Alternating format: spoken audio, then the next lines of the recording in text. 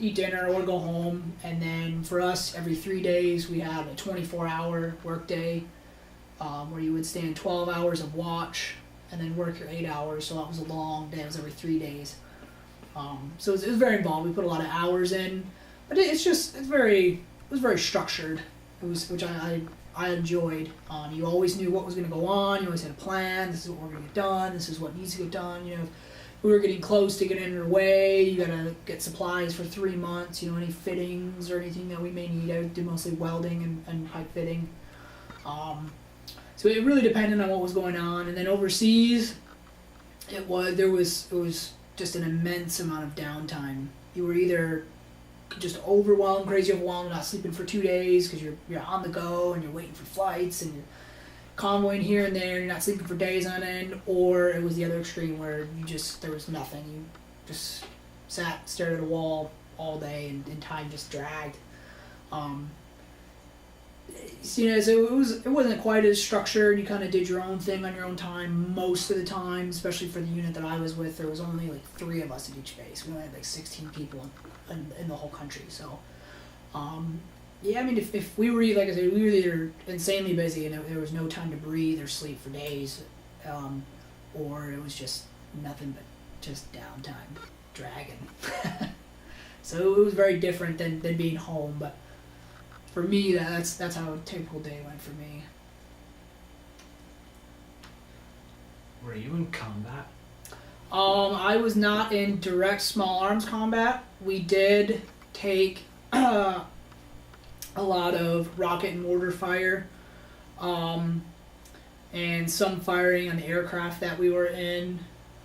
But I never got in any direct small arms conflicts. We did have one night we had 16 insurgents get into our base, but because I wasn't part of a combat detachment and we were on a combat mission, we basically stood by. It's on a Marine Corps base. Well, the Marine Corps, they have emergency response basically set up. The QRTs, the quick reaction, or QRF, the quick reaction force. So that was their job to go fight. And it basically, over there, that's what keeps things organized. It keeps people from just disappearing and stuff. So you don't run for it. So we did have some direct small arms fire on us right where we were in that instance. But other than that, no, I wasn't in necessarily small arms conflicts. But we did take a lot of rocket and mortar fire. Because I lived right in the flight line, so it's interesting. How did people around you react to being in combat? A lot of people, people take it very differently. Some people loved it, loved every second of it. They love the stress, the intensity, the adrenaline, and they just love lighting people up and just wiping the people off the face of the planet that they think are terrible and that have hurt their friends and their family.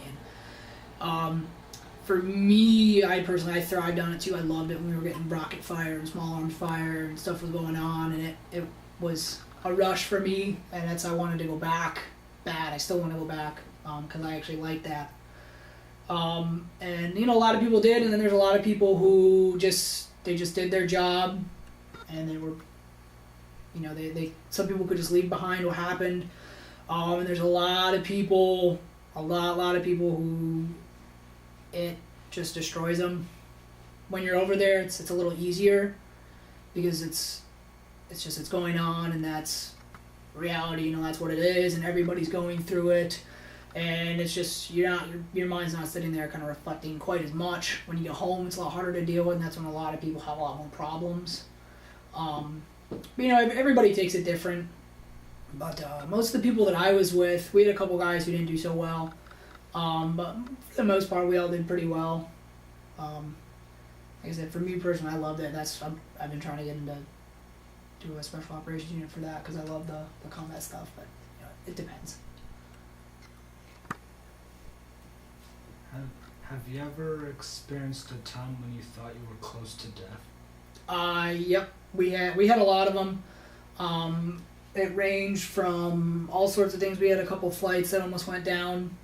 Where our aircraft malfunctioned, and we didn't really know what was going on, but a landing gear got stuck once. We've had some flights almost just drop out. And also we had a lot of, like I said, a lot of rocket and mortar fire. Where I lived right in the flight line, just down about a few hundred yards from the passenger terminal, and that's where they always aim for. So we had a couple of them land very close, a couple of mortars, and where I lived on a second floor. So they tell you to hit the deck, lay down, and make yourself as small as possible so it goes over. For us, the guys on the second floor, if it hit close enough to us, there was nothing we could do because shrapnel came straight up. And we did have a few. I got a few nights where it got really close. And I had one day I was at a base and I stepped outside and a mortar hit right in front of me.